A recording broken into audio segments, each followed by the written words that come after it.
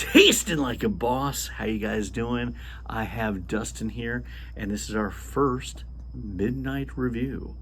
Don't know if we're going to make it a normal thing, but this is a midnight review because I wanted to do something in the theme of our flavor today, and I wasn't going to wait till the full moon. But you know what? Pretend it's a full moon. Pretend that's the moon. It's nighttime, midnight. And we are going to be tasting, boom, Expedition Roasters, the Werewolf's Howling Chocolate Chili flavor. Pretty cool cover, I think. And that also brings me to something I want to bring up. There's a flavor by Expedition Roasters I just did. Really, really like this flavor a lot.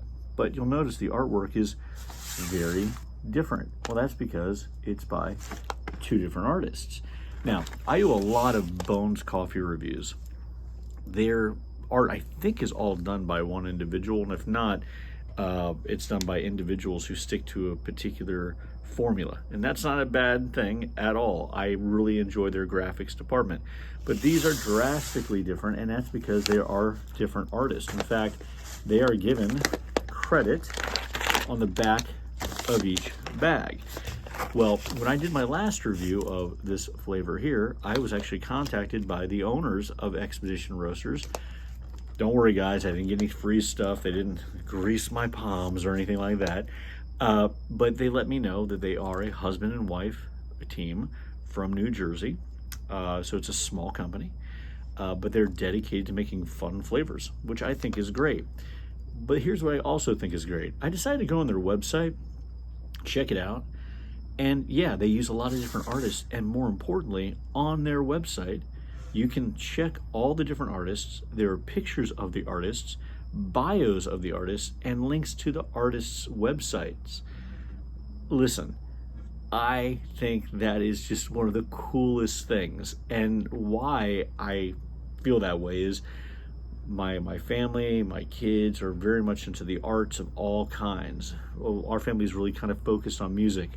But if your art is making coffee, you know, that is an art. And you use other artists for your bags, the fact that you're also promoting them, I think, is pretty cool. And the artwork on these bags aren't just, hey, here's just a picture on the front. Let me show you what I mean. So I have here Expedition Roasters, like I said, the Werewolf's Howling Chocolate Chili, which I'm expecting to be like a chocolate molle, like the Frog's Breath by Bones, okay? And if you look at it, you got this cool werewolf with a red mug. And if you look at the sides are different than each other. They're not uniform. So you have another werewolf image here, and you've got a little full moon through the trees image there. Cool. So what are they doing on the other side? Well, look at this. That image. By the way, I think that image, I don't know why, it's simplistic, but the brush strokes on it, I just think that's cool. Like, that would be a cool shirt. And you got a little werewolf action or a wolf action with a moon in the back. And then in the back, you would think, oh, it's just a description of the flavor. But you would be wrong, because it's not just a description of the flavor. Let me read it to you. Take a sip if you dare, elixir of the wild. As the full moon rises, a master roaster brews a chocolate chili Colombian elixir and gets lost in its flavor. Lured by the aroma, a werewolf sneaks in and drools into the roaster's mug. Unknowingly, the roaster takes a sip and transforms into a furry beast. Unable to hold his mug, he slashes up the cafe, howls in frustration, and flees to the forest of the coffeeverse. That is cool.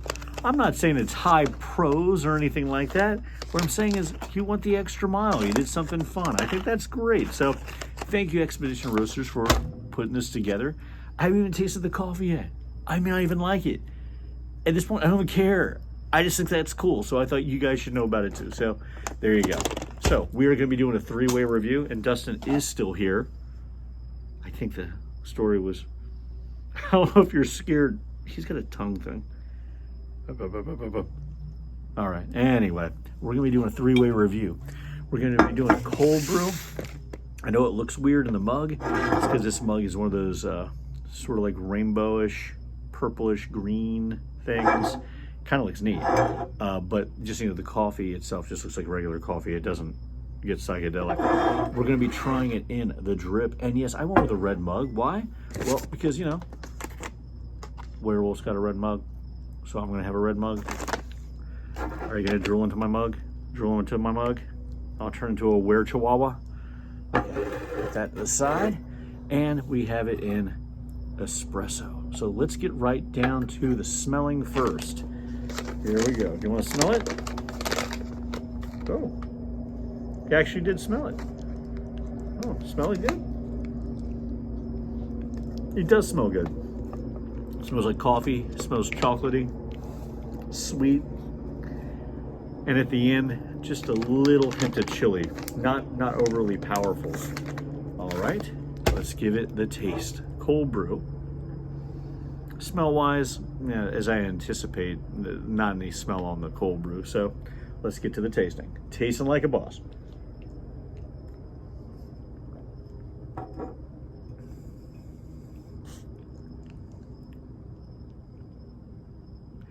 Not a super rich chocolate flavor. The chocolate's there, and there's a little bit of dryness at the end.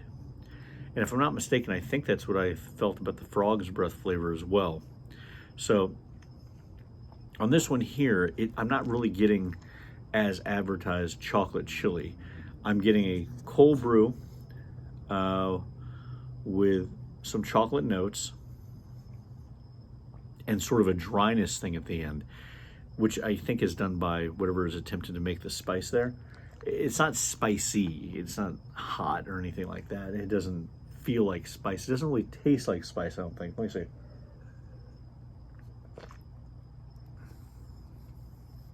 No, it just tastes like coffee with a little bit of chocolate notes and sort of the dryness sometimes you get. So for me, on the cold brew, I'm not sure if I'm going to keep it for the cold brew because I don't like it when my cold brew kind of ends dry. The flavor is good, but it's just not sure I want it for the cold brew. Let's move over to the drip though. That's usually where these will excel. All right. Okay, the smell on this is great. Now, this smell did not, soak the kitchen and smell the way the other one did. But, I mean, the butterscotch one, I believe the butterbeer one smelled quite heavenly. This one here just smelled like some coffee was brewing. Is your tongue sticking out again? Okay, no. Well, maybe it is, I don't know. Smell the coffee, smell some chocolate notes, but definitely here at the end, I'm smelling that chili smell in a good way, spices, okay? Tasting like a boss, here we go.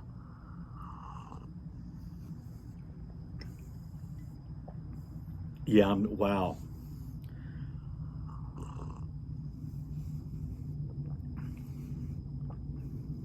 Oh, I'm liking that. I'm liking that a lot. See, here's where the dryness, quote unquote dryness, works out. Because here you have the translation of what's really going on, and that's the spice. On the cold brew, I wasn't really tasting the spice. Here, I'm tasting the coffee, I'm tasting the chocolate, and I'm tasting the earthiness and the spice. Not overpowering. This is not like a spicy heat thing. That's not what it is. But there's a little bit there. Adds nuance to the chocolate.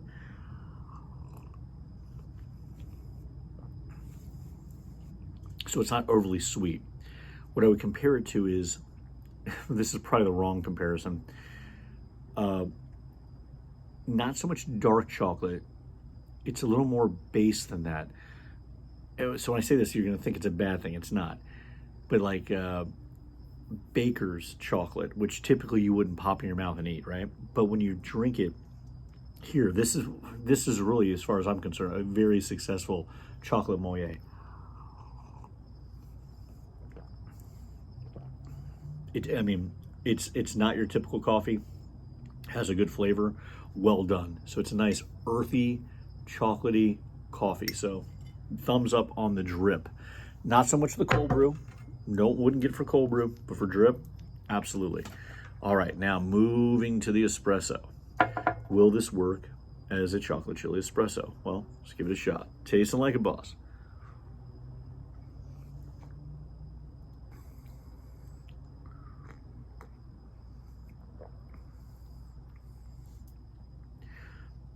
I'm torn on this.